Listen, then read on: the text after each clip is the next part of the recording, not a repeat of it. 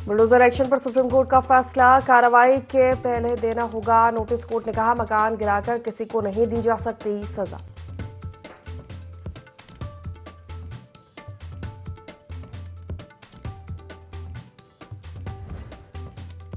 MP की 2 और छत्तीसगढ़ की एक विधानसभा सीट पर वोटिंग जारी। बुधनी, विजयपुर, रायपुर दक्षिण में मतदान के लिए सुरक्षा के पुख्ता इंतजाम। दोनों दलों की प्रतिष्ठा दांव पर।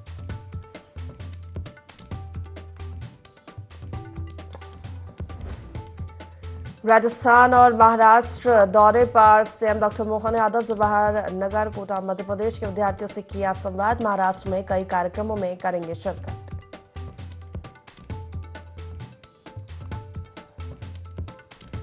जशपुर में दौरे पर सीएम विष्णुदेव साय, जनजातीय गौरव दिवस के अवसर पर पदयात्रा में हुए शामिल। जनजातीय वीरों को नमन कर कहा जनजातीय संस्कृति प्रकृति से जुड़ी है।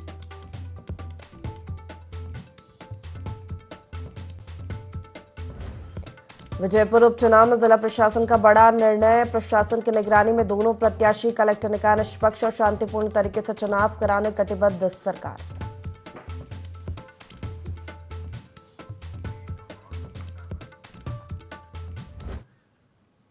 नमस्कार, स्वागत है आपका। IND24 देख रहे हैं आप। मैं हूं आपके साथ प्रशिता शर्मा। तो मध्य प्रदेश की 2 विधानसभा सीटों बुधनी और विजयपुर में उपचुनाव के लिए मतदान जारी है।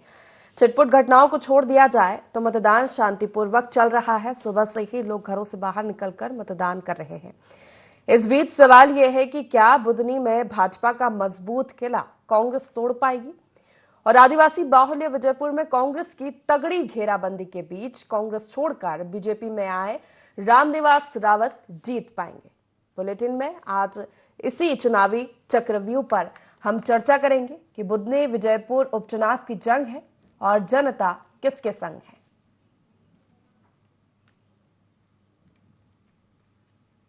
सवाल यही है कि बुधनी में क्या बीजेपी की जीत का सिलसिला बरकरार रह पाएगा। परंपरागत सीट बुधनी विधानसभा सीट है बीजेपी की, और विजयपुर सीट पर अगर बात की जाए तो चुनौतीपूर्ण मुकाबला है दोनों ही दलों के लिए। कांग्रेस ने तगड़ी घेराबंदी कर रखी है। कांग्रेस से बीजेपी में आए रामनिवास रावत चुनावी मैदान में है। विकास के दावों पर बीजेपी विजयपुर सीट का यह चुनाव लड़ रही है, तो वहीं दल बदल और धोखेबाजी का आरोप लगाते हुए बीजेपी के खिलाफ कांग्रेस चुनावी मैदान में नजर आई थी। और अगर आज मतदान की बात की जाए तो विजयपुर सीट को लेकर सुबह ही कमलनाथ ने लिखा है कि दल बदल बीमारी के लिए जनता का एक वोट ही काफी है जो इसे खत्म कर सकता है। इसी के साथ बुधनी पर भी सुबह से ही सुचारू रूप से मतदान जारी है। विजयपुर सीट पर भी लोग घरों से बाहर निकलकर मतदान कर रहे हैं। 1 बजे तक के वोट प्रतिशत की बात की जाए तो बुधनी सीट पर 51% मतदान हुआ है, और विजयपुर विधानसभा सीट पर 54% के आसपास वोट प्रतिशत सामने आया है। विजयपुर से पूरी होगी कांग्रेस की आस या जीतेंगे रामनिवास, ये तमाम तरह के सवाल हैं। विजयपुर पर मुकाबला दिलचस्प और चुनौतीपूर्ण दोनों ही राजनीतिक दलों के लिए इसलिए है क्योंकि रामनिवास रावत कांग्रेस के दिग्गज नेता रहे हैं, कांग्रेस छोड़ बीजेपी में आए हैं। तो बुधनी और विजयपुर उपचुनाव की जंग जनता किसके संग, इसी मुद्दे पर आज हम चर्चा करने वाले हैं। खास मेहमान हमारे साथ जुड़ रहे हैं। परिचय सबसे पहले आपका करा देते हैं। मध्य प्रदेश कांग्रेस से सचिव पवन पटेल हमारे साथ जुड़ गए हैं चर्चा में। बीजेपी से मीडिया पैनलिस्ट डॉक्टर वाणी आहलूवालिया हमारे साथ जुड़ गई हैं, और वरिष्ठ पत्रकार देवदत्त दुबे हमारे साथ जुड़ गए। तीनों का बहुत स्वागत है। शुरुआत पवन जी आप ही से करूंगी। सुबह से ही दोनों सीट पर मतदान सुचारू रूप से चल रहा है। दोनों ही सीट पर मुकाबला दिलचस्प है। सबसे पहले बुधनी की अगर बात की जाए तो जिस तरह की घेराबंदी विजयपुर सीट पर कांग्रेस कर रही है बीजेपी पर, बुधनी सीट पर इतनी जोर आजमाइश देखने को नहीं मिली, या फिर ये कांग्रेस मान चुकी है कि वो वहां पर बीजेपी को चुनौती नहीं दे सकती।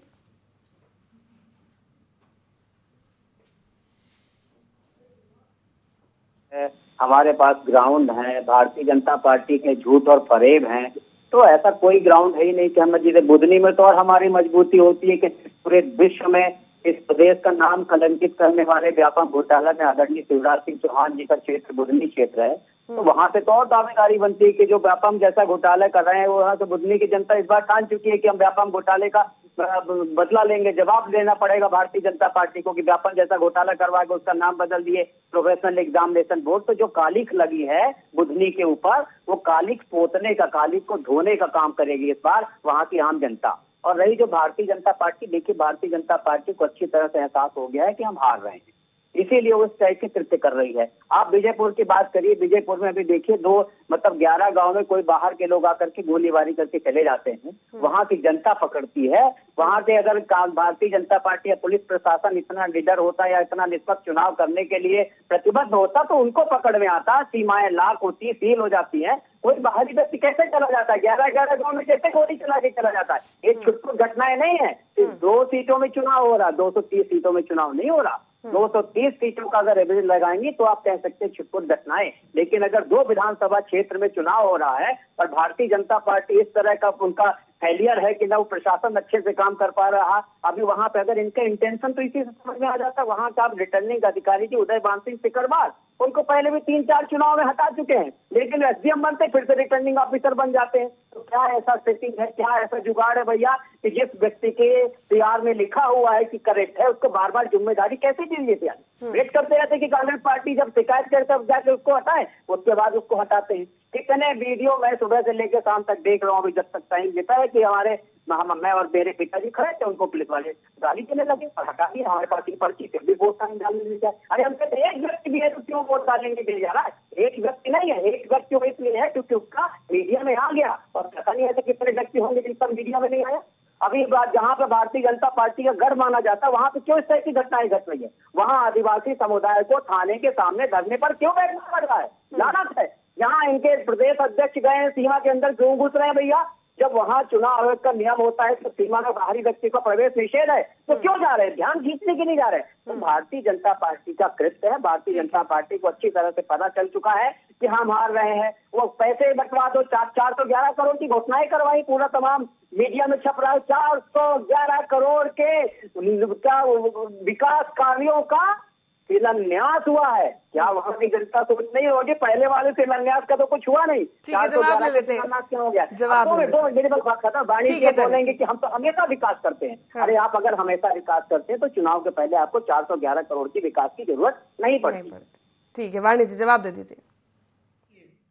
सबसे पहले तो मैं आपके दर्शकों को नमस्कार करूंगी और पैनल में जुड़े हुए मेरे साथीगण और वरिष्ठ उनको भी प्रणाम करती हूँ। सुबह हम सच बोलने का प्रयास करते हैं, पर कांग्रेस पार्टी के साथ जो मैं सुबह से डिबेट्स में शामिल हो रही हूँ, झूठ के पुलंदे ही सुनती जा रही हूँ। अब पहले उत्तर दीजिए कि अगर आप बोल रहे हैं कि हमारे यशस्वी प्रदेश अध्यक्ष धरने पे बैठे हैं, तो भाई साहब सीमा के बाहर बैठे हैं क्योंकि वो किसी भी नियम को तार-तार नहीं कर रहे हैं। वो इस कारण से बैठे हैं कि कुछ कांग्रेसी नेता सीमा समाप्त होने के बाद जो चुनावी प्रचार की सीमा थी उसके बाद भी उस क्षेत्र में अंदर घूम रहे थे, और उन्होंने ध्यान आकर्षित किया है इलेक्शन कमीशन और लोकल प्रशासन का कि उनकी निगरानी के अंदर ये कैसे हुआ। दूसरी चीज, आप जो बात कर रहे हैं तो आपके बुधनी के प्रत्याशी के कुछ गुण मैं बता दूं। 7 बार वो हार चुके हैं चुनाव, आपके पास कोई चेहरा और कोई विकल्प नहीं था, इसलिए झक मार के आपने उनको चुना। और कांग्रेस का नियम है कि जो 3 बार हार जाता है उसे टिकट नहीं दिया जाता, तो यहां पर भी तार-तार। अब तीसरी चीज उनके बारे में, ये व्यक्ति तो निष्कासित हुआ था, पर इनके आका दिग्विजय सिंह ने बैकडोर एंट्री से इन्हें पुनः बहुत ही शालीनता से सक्रिय कर दिया, क्योंकि अपने लड़के को उनको आगे बढ़ाना था। जो भी राजनीतिक वर्चस्व अपने बेटे का करना था स्थापित, उसके कारण ये मोहरे थे। और इनका जो परिवार है, चाहे वो भाई है, चाहे विभा पटेल जी है, सबके ऊपर गंभीर आरोप है करप्शन के। तो इसके बारे में आपका क्या उत्तर है? और चौथी बात, जो भी कृत हो रहे हैं, आपके जो भी बयान हैं, आप जो भी वहां पर असामाजिक तत्वों को बढ़ावा दे रहे हैं। सुन लीजिए कान खोलकर, कहीं भी काम नहीं आएगा ऐसा आप लोगों का प्रयास, क्योंकि सरकार तो ठीक है, जनता पहचानती है आपको, जनता ने आपके मंशों को मुंह तोड़ जवाब सिर्फ मध्य प्रदेश में नहीं दिया है, उत्तर भारत में भी अभी हाल ही के तो विजयपुर सीट चुनाव के में लिए आपने कमलनाथ देख कह रहे हैं लिया कि क्या दल परिणाम बदल की निकला। बीमारी का दल बदल की बीमारी तो का इलाज गायब है जनता का एक वोट। विजयपुर सीट के लिए कह रहे हैं वो सुबह। क्या बोल रहे हैं आप? कमलनाथ ने कहा है विजयपुर सीट पर कि दल बदल की बीमारी का इलाज है जनता का एक वोट, जो आज पड़ने वाला है विजयपुर सीट पर। दल बदल बीमारी, जिस नेता को, जो इनके वरिष्ठ नेता कहलाते थे, उनको कांग्रेस ने कोई काम नहीं करने दिया, वो निराश भाजपा के पास आए क्योंकि उनको विकास के मुद्दों के साथ दामन पकड़ना था। अब उन्होंने जब से इस मंत्री बने हैं तो 1000 करोड़ से ज्यादा का उन्होंने वहां कार्यों की शिलान्यास किया है, वहां निरंतर प्रगति के कार्यों का वो उद्घाटन कर रहे हैं, वो नींव रख रहे हैं उन लाभ के योजनाओं की जो उस जनता, उस भूगोल की जनता को लाभ मिल सके, वहां प्रगति हो सके। और उन्होंने स्पष्ट कहा कि कांग्रेस के साथ मैं ये कार्य नहीं कर पा रहा था, इसलिए मुझे ये निर्णय लेना पड़ा है। देखिए, जनहित में हम जो भी कार्य करें, परंतु जनहित में अहिंसक कार्य नहीं जुड़े जाते हैं। और पुलिस जो उन तहकीकात कर रही है, वो किसकी तारें कहां जुड़ी हैं, वो सब स्पष्ट हो रहा है। बिल्कुल, दोनों इस सीट पर मुकाबला दिलचस्प है और जिस तरह दोनों ही दल अपनी जीत के दावे कर रहे हैं। सीधा रुख करूंगी देवदत्त जी का। विजयपुर सीट की बात की जाए देवदत्त जी, तो दल बदल धोखेबाजी का मुद्दा, बुदनी सीट पर विकास के दावे, लेकिन सवाल ये कि बुदनी में कांग्रेस तोड़ पाएगी भाजपा का मजबूत किला, या विजयपुर से पूरी होगी कांग्रेस की आस? क्या लगता है आपको? देखिए, दोनों ही चुनाव बड़े कसमाकस के हैं, बड़ी प्रतिष्ठा के हैं और दोनों दलों ने पिछले एक पखवाड़े में पूरी ताकत झोंकी है। बुनियादी मुद्दे चुनाव में गायब रहे हैं। जातीय समीकरण हावी होते दोनों चुनाव में दिखे। अंतिम दौर में खासकर जातियों की गोलबंदी हुई है और आज जिस तरीके से शुरुआत में धीमा मतदान हुआ, उससे वाकई में चुनाव बहुत पेचीदे हो गए। बुदनी में जहाँ तक कि शिवराज सिंह चौहान 6 बार वहां से विधानसभा का चुनाव जीते, 17 साल से अधिक मुख्यमंत्री रहे, लेकिन इस बार चूंकि शिवराज सिंह चौहान प्रत्याशी नहीं है, इसलिए जो लोग शिवराज सिंह के नाम पे वोट देते थे उनके लिए विकल्प है। और किरार समाज जो वोट एक तरफा जाता था, वो इस बार उसमें सेंध लगाने की कांग्रेस ने कोशिश की है। तो लेकिन 17 वर्षों से अधिक मुख्यमंत्री रहने के कारण वहाँ विकास के कार्य या जो लोगों को व्यक्तिगत उबलाई, बीमारी और सब में जो मदद की गई है, उसके कारण वहाँ शिवराज सिंह ने जो अभी मेहनत की है चुनाव में, तो भाजपा को उतनी दिक्कत नहीं जितनी विजयपुर में है। क्योंकि विजयपुर में तो एक तरह से कांग्रेस ने प्रत्याशी भी ऐसा दिया है जो निर्दलीय लड़के 45,000 वोट ले गया। फिर वहाँ शहरिया आदिवासी मतदाता उससे जुड़े हुए हैं और जो इस तरह से कुछ लोग वहाँ प्रतिशोध की भावना से भी चुनाव लड़ रहे हैं। जैसे लोकसभा प्रत्याशी थे नीतू सिकरवार, वो उनकी स्थिति मध्य प्रदेश में अच्छी मानी जा रही थी कि 29 लोकसभा सीट में, ये सीट मुरैना में अच्छी स्थिति है, लेकिन भाजपा तो हर हाल में चुनाव जीतती है। उसमें रामनिवास रावत को अपने पक्ष में कर लिया और 1 लाख से भी ज्यादा वोटों से नीतू सिकरवार चुनाव हार गए।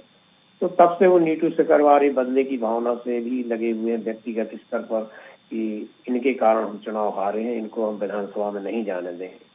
और कांग्रेस भी वहाँ कुछ बुदनी की बजाय थोड़ी बहुत जो संभावना उनको नजर थी, तो उन्होंने 1 दर्जन नेताओं को, अशोक सिंह, मुख्यमंत्री, पूर्व मुख्यमंत्री दिग्विजय सिंह की बेटे जयवर्धन, और भी जो इलाके के नेता हैं, लाखन सिंह यादव पूर्व मंत्री, इन सबको वहाँ तैनात कर दिया। और एक जातीय जो शहरिया जाति, कुशवाहा और जाटव जाति, ये प्रभावी जातियां हैं वहाँ, उनको गोलबंद करने का काम किया है। और 2 दिन पहले जो घटना हुई है उससे भी क्षेत्र में सनसनी बनी है। तो मैं समझता हूँ कि प्रदेश के इतिहास में कई ऐसे उपचुनाव हुए हैं जहाँ सत्ताधारी दल को मुश्किलों का सामना करना पड़ा। ऐसी परिस्थिति बनाने की कांग्रेस ने कोशिश की है, लेकिन कांग्रेस माहौल तो बना लेती है। आपने देखा विधानसभा चुनाव में माहौल बना था कि सरकार में आ रहे, सब दावे कर रहे थे, लेकिन आखिरी में कितनी कम सीटें हो गई उसकी।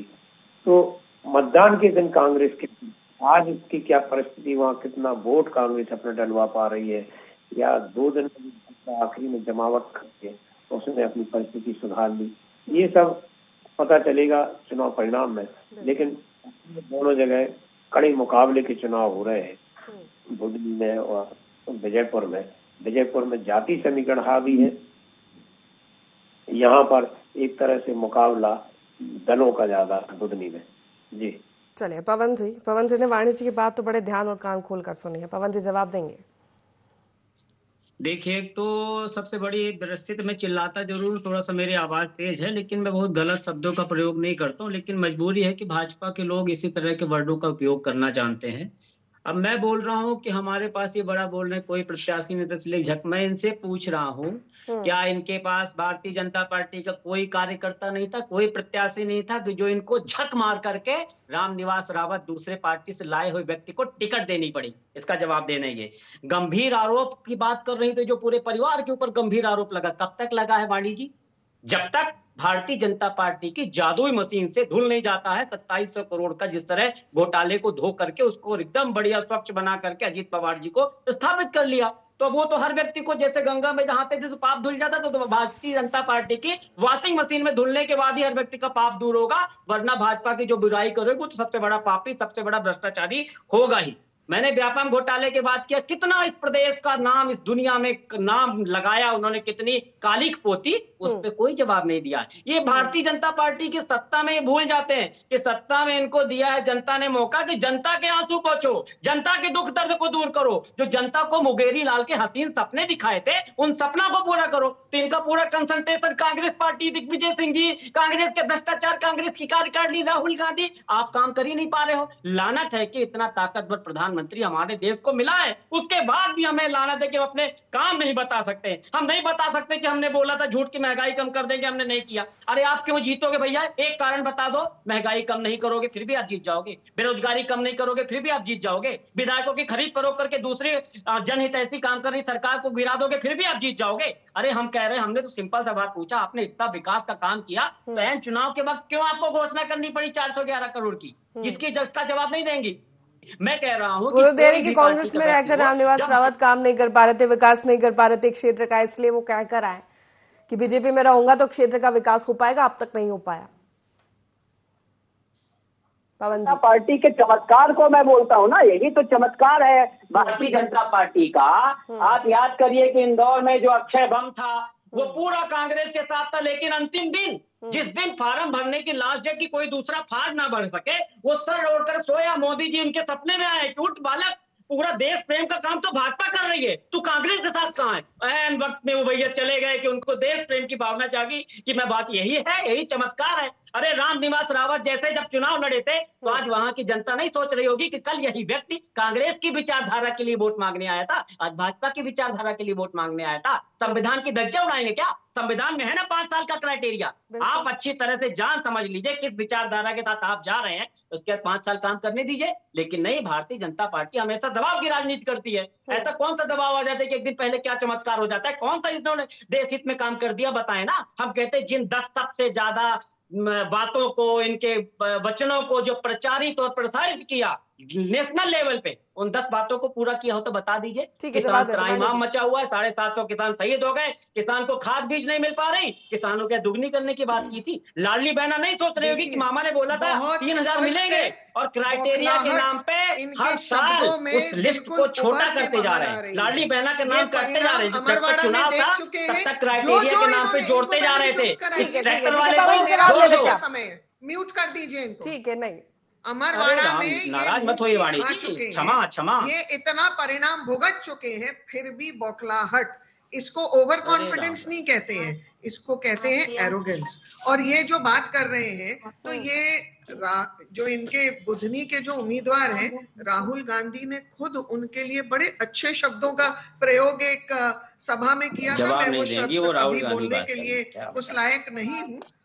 तीसरी चीज जो ये बात करते हैं कि हमारे यशस्वी प्रधानमंत्री के अंतर्गत हम क्या कर रहे हैं, तो भाई साहब पूरे देश में जो 40 साल तक कांग्रेस ने शासन करके बंटाधार किया था उसको सुधार रहे हैं। गरीबी हटाओ का नारा जो इंदिरा गांधी लाई थी उस पर काम करना शुरू किया है। तो नरेंद्र मोदी जी के अंतर्गत डायरेक्ट बैंक ट्रांसफर की योजना हुई है, जिसके लिए राजीव गांधी खुद बोलते थे मैं 1 रुपया भेजता हूं 15 पैसे मिलते हैं। ये थी आपकी करप्शन लिप्त सरकार, जो हमारा देश अंदरूनी और बाहरी सुरक्षा के लिए त्राय त्राय मचाता था। अब बाहर विदेशों में हम युद्ध रोकने की काबिलियत रखते हैं। और रही बात ये दोनों क्षेत्रों की, तो भाई साहब आप सुन लीजिए, जब नतीजा आएगा तब आप अच्छे से उसका आंकलन करिएगा। परंतु आपकी अभी कांग्रेस पार्टी खुद अंदरूनी हालात में इतना लड़ रही है कि आप चुनाव क्या लड़ेंगे, चुनाव भारतीय जनता पार्टी लड़ रही है। आप माहौल बनाते हैं 6 साल पुराने वीडियोस वायरल करके, आप माहौल बनाते हैं वहां पर असामाजिक तत्वों को हिंसा फैलाने में, आप माहौल बनाते हैं असामाजिक बयान देने में, आप माहौल बनाते हैं तुष्टीकरण की राजनीति का आधार लेते हुए ऐसी चीजें लोगों के बीच में लेके जाने में, जिसमें आप अलगाववाद के बीज पैदा करें। आप चुनाव को प्रभावित करने की कोशिश करते हैं तिगड़मबाजी नीतियों से, परंतु ये सब आप ही के ऊपर भारी पड़ेंगी और आप ही को हार का खामियाजा भुगतना पड़ेगा। और निश्चित रहिए, कमल का चिन्ह विकास का चिन्ह है और कमल ही वहां पर प्रबल होगा। ठीक है, छोटा जवाब पवन जी, फिर देवदत्त जी का रुख करूंगी। अब ये अब बाणी जी ने कुछ जवाब तो दिया ही नहीं। वो तो बोल जो हमेशा भाजपा करे था हमने सबका विकास करे। हमने पूछा व्यापम जैसा घोटाला हुआ कि नहीं हुआ, इसका जवाब नहीं दिया। ये उसके बाद कई चुनाव हो चुके हैं ना, प्रदेश की जनता ने या बुधनी की जनता ने बीजेपी को चुना है। अगर विकास नहीं हुआ होता तो इतने लंबे समय से वहां पर या फिर बीजेपी की ये सीट नहीं होती ना। नहीं, और एक और चीज, व्यापम के नहीं, बुधनी देखिए विकास, व्यापम घोटाला हुआ है कि नहीं हुआ है, याद रखिए ये अच्छे से। व्यापम घोटाला हुआ है कि नहीं ये बताइए ना। व्यापम घोटाला हुआ है ना, ये व्यापम घोटाला। अरे 2 मिनट बाणी जी, विनम्रता पूर्वक निवेदन है, मेरा निवेदन सुन लीजिए। आपकी बात सुनी मैंने, आपकी बात सुनी मैंने, आपकी बातें सुनी। आपको तो बस गोल मोल करके जवाब देना है कि हम सबका विकास कर रहे हैं, राहुल गांधी मोदी जी सब पहुंच गए। आप अपना नहीं बताए कि अक्षय बम कैसे छोड़ के चला जाता है, रात में कौन सा चमत्कार कर दिया एक रात में आपने कि दिमाग भ्रष्ट हो जाता है। कौन सा मैकेनिज्म है कि बैटरी दिन भर ईवीएम चलती है और अचानक उसकी बैटरी 99% हो जाती है। कैसे, वही मैं बोल रहा हूँ, आपके चमत्कार। आपकी विचारधारा से हताश थे, निराश थे पवन जी, आपकी विचारधारा कांग्रेस की विचारधारा से नाराज थे, हताश थे, इसलिए वो बीजेपी में आए। टिकट के लिए मना किया, मतलब चलिए बीजेपी में चले गए वो, तो बीजेपी के पास कोई कार्यकर्ता नहीं थे। ये जो कार्यकर्ता गढ़ते हैं, मैं मेरी पार्टी मेरा कार्यकर्ता, भारतीय जनता पार्टी का फलसफा है, मतलब कोई भी ऐसा व्यक्ति नहीं था ना। आज वो वन मंत्री जैसे ओहदे पे हैं, आज उनको भी नजरबंद किया गया है। आप सोचिए कि उस व्यक्ति की क्या फितरत होगी कि परिणाम प्रभावित न हो, इसलिए उनको नजरबंद कर दिया गया। कितनी बड़ी बात है, एक मध्य प्रदेश शासन का नुमाइंदा वन मंत्री है, उनको नजरअंदाज नजरबंद कर दिया गया। आप ये बताइए कैसे वो जाके 11 गांव में गोली कौन चलाया? मैं पूछ रहा हूँ, 2 मिनट, ठीक है, वो दोनों मैं बोल रहा हूँ 11 गांव में जो गोली चलाया जिस बंदे ने, जिसको वहां के लोगों ने पकड़ा, तो उसको अभी तक कूट काट करके नाम क्यों नहीं निकाला कि भैया तू कहां से आया था? कब निकालेंगे? रिजल्ट के बाद? अभी निकाल देना चाहिए ना, जब इतना सेंसिटिव मुद्दा है। आचार संहिता जैसे उस एरिया में घुसा, उसको जब पकड़ के हवाले कर दिया, 3रा दिन हो रहा मेरे ख्याल से, उसका क्यों सच नहीं आ रहा बाहर? ठीक है, क्यों छुपाया? देवदास, समय की कमी है, देवदत्त जी की प्रतिक्रिया इस पर ठीक है। अभी जो हाल ही में घटना हुई विजयपुर में, इससे आपको क्या लगता है मतदान प्रभावित होगा जिस तरह से भुनाया जा रहा है इस मुद्दे को, या दोनों ही दल एक दूसरे पर आरोप लगा रहे हैं? बीजेपी का कहना है कि कांग्रेस को हार का ठीकरा किसी चीज पर फोड़ना है, इसलिए वो इस मुद्दे को भुनाने की कोशिश कर रही है। देखिए, चुनाव बहुत छोटे छोटे मुद्दों पर कई बार हवा बना देते हैं, कई बार बहुत प्रभावित होते हैं। पूरे देश में आपने देखा प्याज के मुद्दे पर सरकारें बनती बिगड़ती रही हैं। तो जिस तरह की घटना हुई है, फायरिंग हुई है, आदिवासी पर घायल हुआ है, अब वो स्थानीय लोग समझते होंगे किसके इशारे पर किसने किया है और उसकी हवा कितनी फैली है। तो जरूर चुनाव परिणाम में दिखेगा। जिस भी दल का हाथ होगा या जिस भी नेता का, उसको तो नुकसान होगा ही, क्योंकि ये बड़ी घटना है। कि किसी पर बिल्कुल, ये तो फायरिंग। जनता है तय करने वाली और इसका इंतजार थोड़ा करना पड़ेगा, लेकिन दोनों ही सीट पर चुनाव और ये मतदान काफी दिलचस्प नजर आ रहा है। बहुत शुक्रिया आप तीनों मेहमानों का हमारे साथ इस चर्चा में शामिल होने के लिए। तो उपचुनाव की ये जंग है, सुबह से ही मतदान जारी है, लोग घरों से बाहर निकल मतदान कर रहे हैं। दोनों ही राजनीतिक दलों के अपनी जीत के दावे हैं, लेकिन ये तो परिणाम ही बताएंगे कि यहाँ की जनता ने किसे चुना है। फिलहाल के लिए इतना ही। बने रहिए ID24 के साथ। नमस्कार।